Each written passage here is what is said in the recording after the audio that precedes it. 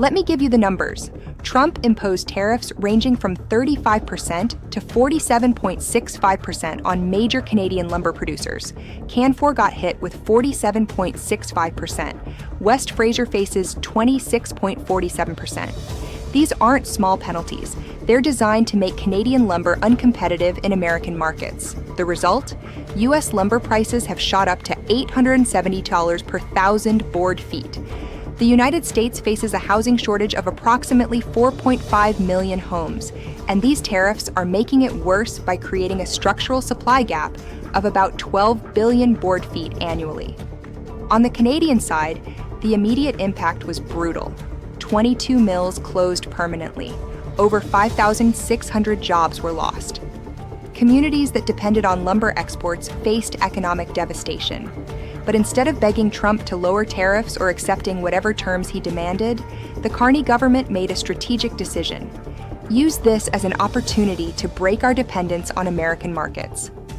The $5 billion restructuring plan has several key components. First, a Buy Canada mandate for all federal procurement. Every government infrastructure project, military construction, housing initiative, all of it now must use Canadian lumber. Second, the Business Development Bank of Canada is offering low-interest loans of $2 to $5 million per mill to help operations modernize and transition to new markets. Third, targeted regional investments. Ontario put in $30 million for roads and sawmills, British Columbia allocated $2.5 million for jobs programs, and the federal government created a $1 billion tariff response fund. The strategy is working. Surviving Canadian mills have secured government-backed domestic contracts that guarantee stable revenue. They've modernized operations to become more efficient. And critically, they've expanded into European and Asian markets. British Columbia has redirected 10% of its lumber output internationally. We're now shipping to the United Kingdom, Japan, and South Korea. During Carney's visit to China, Canada brokered a 5-year deal to integrate Canadian modern wood into China's green housing projects. Here's what makes this particularly effective. The weak Canadian dollar, currently around 1.45 to the USD, cushions the transition to new export markets. Our lumber is more competitive globally because of the exchange rate. Meanwhile, the restructuring costs are being recouped through higher domestic prices. Canadian mills can charge more at home because the Buy Canada mandate creates guaranteed demand. The political calculation behind Trump's tariffs was straightforward. This is America First protectionism, designed to shield U.S. lumber producers in states like Washington and Oregon.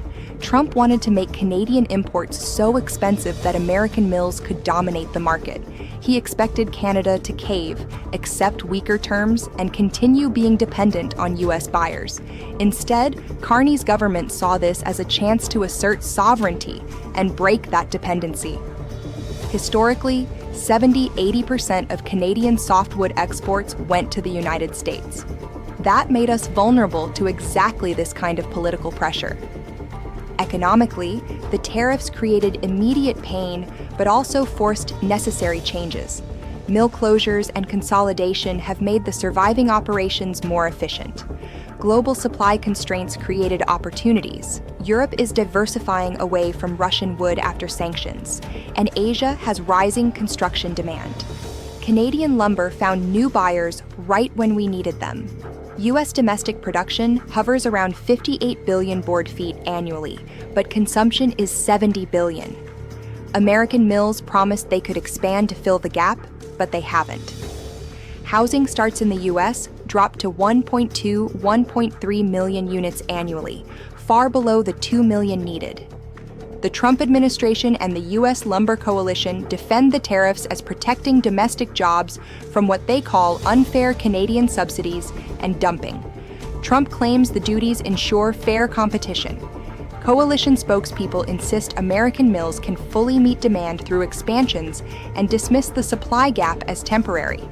Treasury Secretary Scott Bessent has acknowledged housing affordability issues, but blames regulatory hurdles more than tariffs. The White House has warned of potential 100% tariffs if Canada deepens ties with China, framing lumber diversification as betrayal of North American unity. Canadian public opinion shows frustration mixed with pride. People are angry about the mill closures and job losses, especially in lumber-dependent communities in British Columbia, Alberta, and Ontario. But there's overwhelming support for diversification. Social media is full of Canadians praising the shift to European and Asian markets as smart sovereignty policy. The sentiment is, if the US doesn't want our lumber, fine, we'll sell it elsewhere and stop being hostage to their political games. This dispute has deep roots. The Canada-US softwood lumber conflict dates back to the 1980s. The US has repeatedly imposed tariffs, claiming Canadian provinces subsidize the industry through low stumpage fees on Crown land. Canada has won multiple cases at the WTO and under NAFTA panels proving these tariffs violate trade rules, but the US just keeps imposing them anyway. The 2006 Softwood Lumber Agreement temporarily resolved the issue with a quota system, but it expired in 2015. Trump's first term saw duties averaging 20%, causing similar mill closures. This is a pattern. U.S. southern producers lobby for protection. Washington imposes tariffs, Canada fights back legally, wins, and then the cycle repeats when political winds shift. Where does this go? Experts from the Fraser Institute and the National Association of Homebuilders suggest this could drag into the 2026 USMCA review, with potential for minor tariff reductions if US housing pressure mounts. The best-case scenario for Canada is that diversification succeeds fully. We create 5,000, 10,000 new jobs in export logistics and manufacturing. Asian and European contracts mature into permanent relationships. Canadian lumber reliance on U.S. markets drops from 80% to under 50%, giving us genuine independence from American political volatility. Rural forestry communities stabilize with new export revenue. The worst-case scenario is Trump escalates to 100% tariffs in retaliation for our China deals. That triggers deeper recession in Canadian forestry with 10,000 plus additional layoffs. Housing projects in Canada stall because domestic lumber prices spike even higher. We become overly reliant on volatile global markets that could shift with European recessions or Asian slowdowns. What should you watch?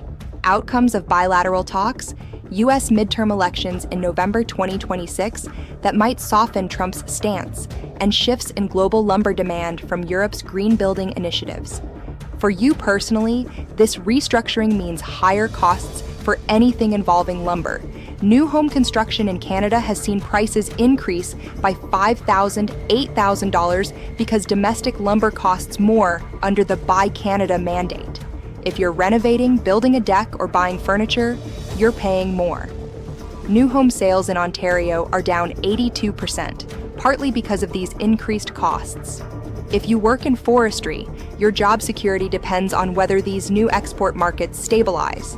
Some jobs are shifting from traditional milling to export logistics, ports, shipping, international sales. On sovereignty, this restructuring is a major win. We've reduced U.S. market reliance from 80% to potentially under 50%. That means Ottawa can set policy without fear that one Trump tantrum destroys our industry. We control our own destiny. But let's talk about the irony. Trump imposed these tariffs to protect American lumber producers and American jobs. Instead, he's created a housing crisis in his own country. Analysts project U.S. lumber prices will stay in the mid-500s to low 600s through 2027, adding $6,000, $10,000 to the cost of a typical new American home. The U.S. needs 4.5 million more homes, but can't build them affordably because Trump priced out the best source of lumber. Canadian mills that survived are now thriving by selling to China, Japan, and Europe instead. Here's what I think. Trump's tariffs were a blatant assault on Canadian livelihoods, but Carney's $5 billion restructuring has turned their aggression into our triumph. We've rebuilt a sovereign industry that puts Canadian workers, mills, and resources first, free from the whims of a volatile neighbor. We endured closures and pain, yet emerged with global reach and domestic strength. This proves that when pushed, Canada doesn't fold. We innovate and stand tall. defending our forests and futures against unfair treatment. How long will Americans tolerate their own housing crisis fueled by Trump's self-inflicted wounds? Stay tuned as this trade saga evolves. Your vigilance safeguards our shared prosperity.